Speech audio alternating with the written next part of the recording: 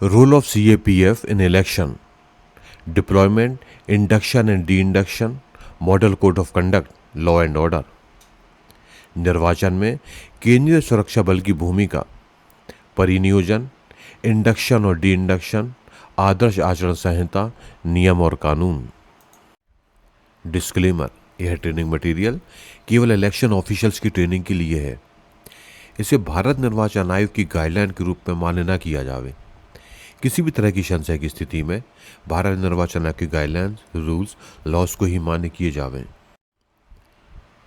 Learning outcomes: इस education video को पढ़ने के बाद पार्टिसिपेंट्स यह एक्सप्लेन कर सकेंगे कि फोर्स डिप्लॉयमेंट के पैरामीटर्स और स्टेजेस क्या है, फोर्स डिप्लॉयमेंट किस तरीके से की जानी है, इंट्रा स्टेट और इंटर मूवमेंट प्लान को किस तरह से बनाया जाएगा, कैपेसिटी बिल्डिंग ऑफ फोर्सेस किस तरह से की जाएगी। वो यह भी डिस्क्राइब कर सकेंगे कि CAPF का इंडक्शन और डी इंडक्शन किस तरह से होता है। स्टेट आर्म पुलिस फोर्स के इंडक्शन को भी डिस्कस कर सकेंगे। लॉ एंड ऑर्डर मेजर्स किस तरह से लेने हैं उनको आइडेंटिफाई कर पाएंगे। लॉ एंड ऑर्डर रिपोर्ट को प्रिपेयर कर पाएंगे। इसके अलावा वो मॉडल कोड ऑफ कंडक्ट को समझ सकेंगे। डीम्ड डेपुटेशन टू कमीशन: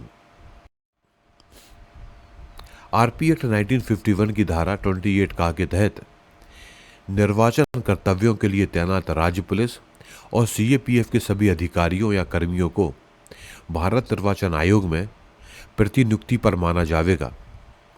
निर्वाचन की अधिसूचना की दिनांक से लेकर निर्वाचन प्रक्रिया पूरी होने की दिनांक तक वे आयोग के अधीक्षण, निर्देशन और नियंत्रण में होंगे। Parameters and stages of force deployment: state force deployment निम्न बातों पर आधारित होगी: मौजूदा कानून एवं व्यवस्था की स्थिति, निर्वाचन के चरण, वनरेबिलिटी मैपिंग, क्रिटिकल स्थिति का मूल्यांकन और सुरक्षा बलों की उपलब्धता, कम्युनिकेशन शैडो एरियाज, कम मतदान वाले क्षेत्र, कम महिला निर्वाचक मतदान वाले क्षेत्र, trouble spots, man power availability. किसी भी केंद्रीय बल के जवान को रिजर्व में नहीं रखा जाएगा। राज्य पुलिस बलों का कम से कम 80% उपयोग में लाया जाएगा। क्रिटिकल मतदान केंद्रों को केंद्रीय बलों द्वारा कवर किया जाएगा। होमगार्ड और संबंधित बलों का उपयोग मतदान केंद्रों पर कतारों के उद्देश्य से किया जाएगा, जबकि राज्य पुलिस कर्मियों को कानून और व्यवस्था के रखरखाव के लिए तैनात किया जाएगा। प्रत्येक पोलिंग स्टेशन लोकेशन पर एक पोलिंग स्टेशन के लिए कम से कम एक अर्ध आर्म पुलिस कांस्टेबल और एक होमगार्ड या स्पेशल पुलिस ऑफिसर तैनात किया जाएगा। यदि मतदान केंद्र को क्रिटिकल पोलिंग स्टेशन के रूप में वर्गीकृत किया गया है तो कम से कम एक अतिरिक्त सशस्त्र पुलिस कांस्टेबल तैनात किया जाएगा। पोलिंग स्टेशन लोकेशन में एक से अधिक पोलिंग स्टेशन होने की स्थिति में सुरक्षा बलों की तैनाती का पैमाना बढ़ाया जा सकेगा। नॉन LW एरियाज के लिए CAPF या स्टेट आर्म पुलिस फोर्स की तैनाती। क्रिटिकल पोलिंग स्टेशन लोकेशन के लिए जहां तक संभव हो CAPF का न्यूनतम half section. FSTs, SSTs, QRTs के लिए CAPF का हाफ सेक्शन। पोल्ड EVM की सुरक्षा काउंटिंग सेंटर के लिए 24x7 आधार पर CAPF की एक प्लाटून, यानी कि तीनों शिफ्ट में एक प्लाटून। नॉन LWE एरियाज के लिए स्टेट आर्म पुलिस फोर्स या इंडियन रिजर्व बटालियन की तैनाती। अनआर्म्ड पुलिस और होमगार्ड या SPO के अलावा CAPF द्वारा कवर नहीं किए जाने वाले क्रिटिकल पोलिंग स्टेशन लोकेशन पर तैनात किया जा सकता है। SPNO और CO क्रिटिकलिटी और उपलब्ध संसाधनों के अनुसार निर्णय लेंगे। FSTs, SSTs, inter state border check post, QRTs, observer के PSOs के रूप में इनकी तैनाती की जा सकती है। LWE, मिलिटेंसी, इंसर्जेंसी एरियाज के लिए CAPF या स्टेट आर्म पुलिस की तैनाती। क्रिटिकल पोलिंग स्टेशन लोकेशन के लिए जहां तक संभव हो सीएपीएफ का न्यूनतम एक सेक्शन यानी कि वन सेक्शन, एफएसटीज, एसएसटीज, क्यूआरटीज के लिए सीएपीएफ का एक सेक्शन, पोल्ड ईवीएम की सुरक्षा काउंटिंग सेंटर के लिए 24x7 आधार पर सीएपीएफ की एक कंपनी, नॉन एलडब्ल्यूई एरियाज के लिए एसएपी और इंडियन रिजर्व बटालियन की तैनाती, अनआर्म्ड पुलिस और होमगार्ड या एसपीओ के अलावा सीएपीएफ द्वारा कवर नहीं किए जाने वाले क्रिटिकल पोलिंग स्टेशन लोकेशन पर तैनात किया जा सकता है। स्टेट पुलिस नोडल ऑफिसर और सीईओ क्रिटिकलिटी और उपलब्ध संसाधनों के अनुसार निर्णय लेंगे। FSTs, SSTs, inter state border check post, QRTs, observer के पीएसओ आदि के रूप में इन्हें तैनात किया जा सकता है।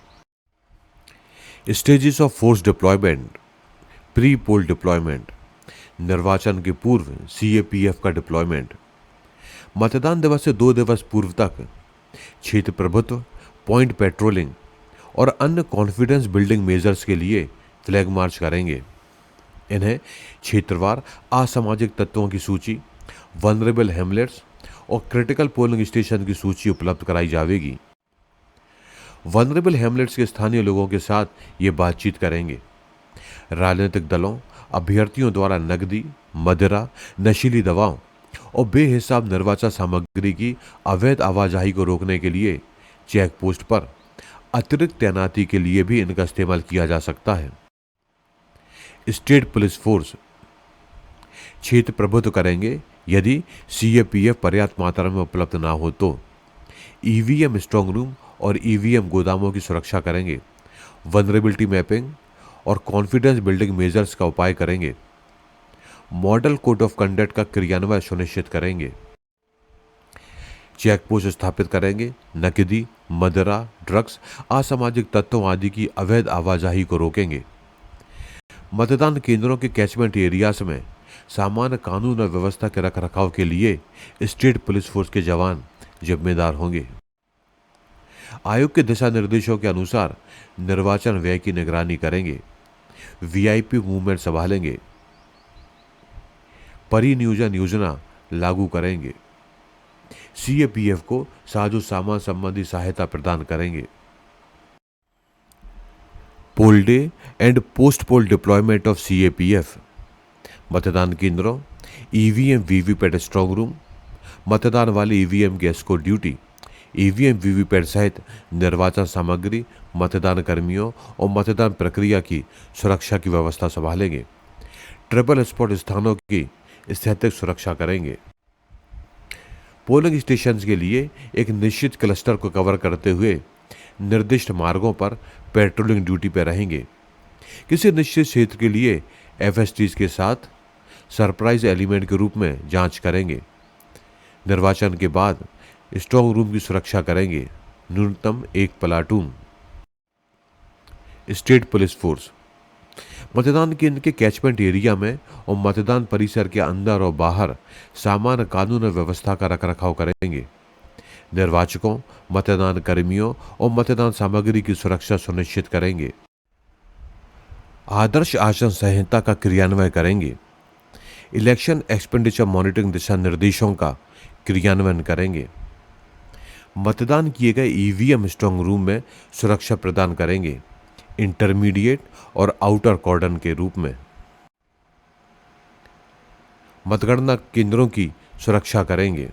आउटर कॉर्डन, ईवीएम स्ट्रांग रूम और ईवीएम गोदामों की सुरक्षा करेंगे।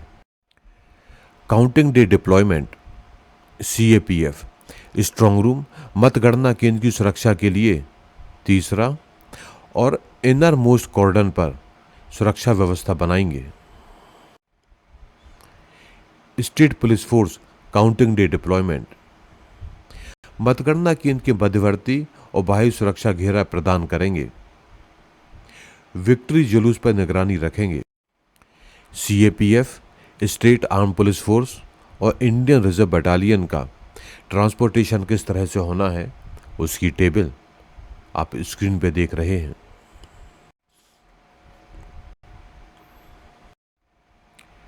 Intra state and inter state movement plan in phased elections.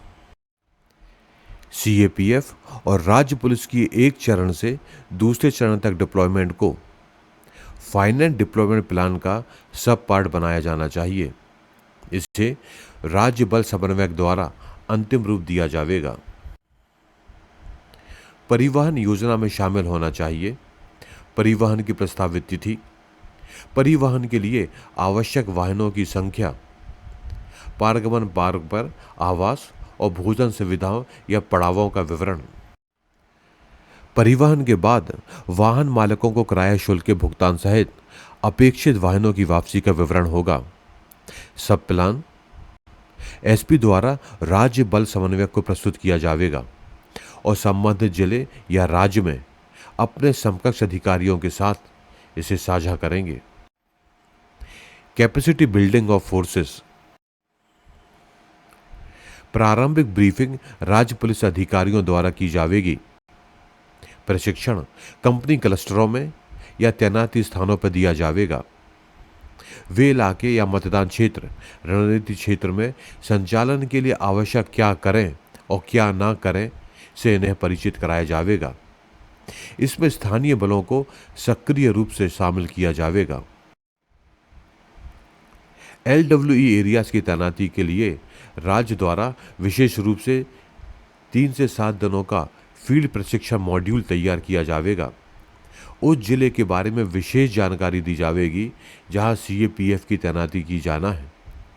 Field में संचालन के समय क्या करें और क्या ना करें तैयार किया जाएगा। सभी कर्मियों को प्रशिक्षण सामग्री का मानकीकृत सेट प्रदान किया जाएगा। पॉकेट कार्ड प्रदान किया जाएगा।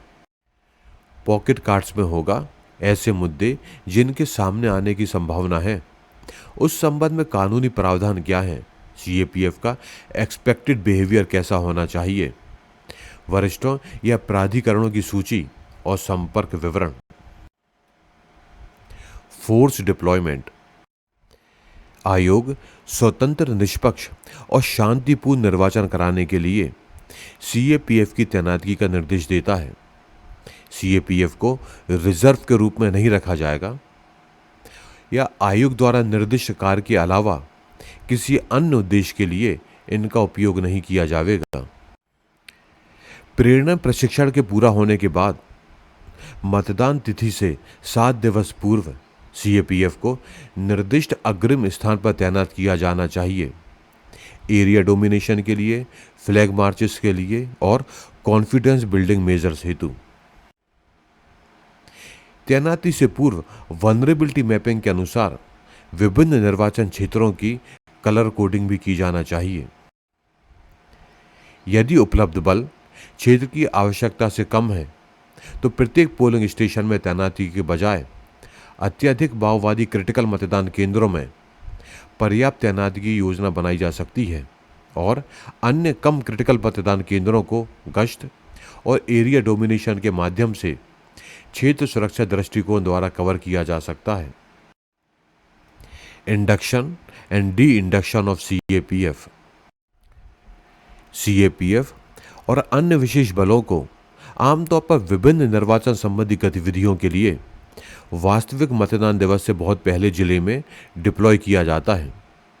इन बलों को आमतौर पर चरमपंथियों एलडब्ल्यूई प्रभावित क्षेत्रों में तैनात किया जाता है जो कठिन इलाकों में प्रतिकूल रहते हैं। आमतौर पर अधिकांश फोर्सेस इन क्षेत्रों के स्थानीय खतरों, इलाके और रणनीति से परिचित नहीं होते, इसलिए इन आने वाले बलों के लिए एक विस्तृत इंडक्शन और डी इंडक्शन योजना तैयार करने की आवश्यकता होती है।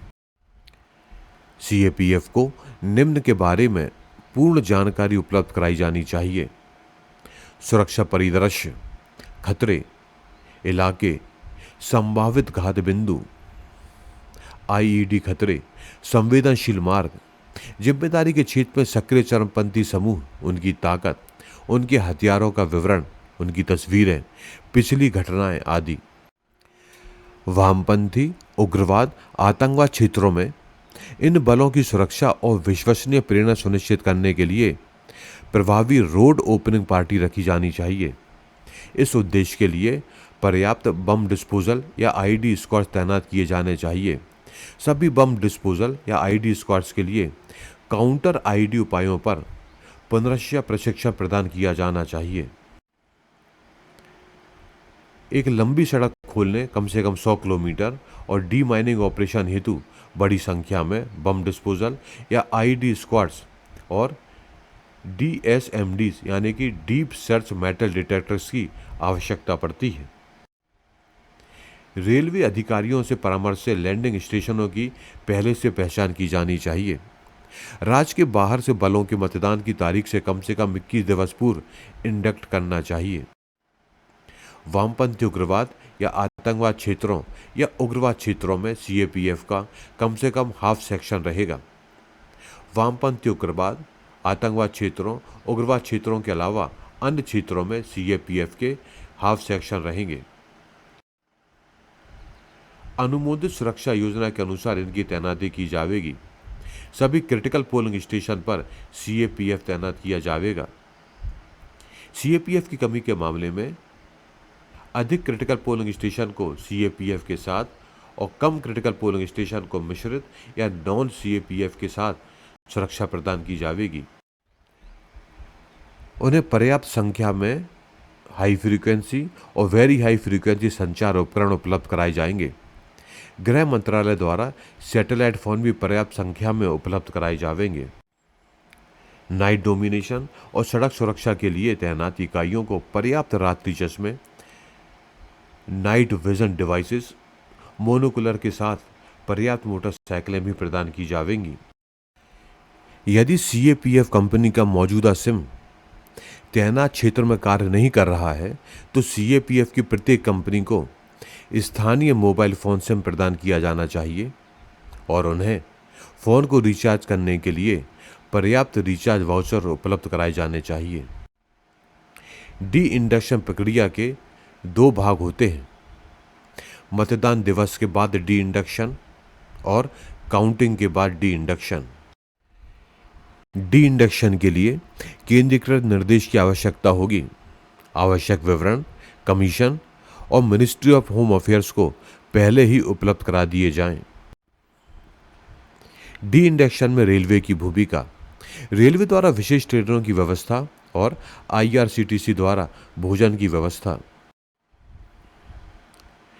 DGP और स्टेट फोर्स कोऑर्डिनेटर का रोल। अन्य राज्यों में तैनाती के लिए CAPF को समय पर रिलीव करना। जिस राज्य से बल लिया जा रहा है उस राज्य के SPNO के साथ राज्य सरकार CAPF के गंतव्य तक 500 किलोमीटर की सीमा तक सड़क परिवहन उपलब्ध कराएगी। यदि दूरी 500 किलोमीटर से अधिक है तो रेलवे परिवहन की व्यवस्था उपलब्ध कराई जाएगी। इसकी मॉनिटरिंग चीफ सेक्रेटरी और CEO करेंगे। Induction of state armed forces. बल की कमी वाले राज्य के CEO आयोग को एक औपचारिक अनुरोध पेश करेंगे। आयोग द्वारा अपेक्षित अतिरिक्त बल की तैनाती के लिए दोनों राज्यों के चीफ सेक्रेटरी को निर्देश जारी किए जाएंगे। बल अधिशेष राज्य के चीफ सेक्रेटरी आयोग के निर्देशानुसार अपेक्षित बल उपलब्ध कराएंगे। Use of neighbouring state police. Confidence building measures के लिए निवारक उपाय करना। राज्य में लॉ एंड ऑर्डर की स्थिति बनाए रखना। निर्वाचन वाले राज्य के सभी सीमावर्ती राज्यों, केंद्र शासित प्रदेशों के इंटर स्टेट नाकों को सील करना। Prevent law and order actions.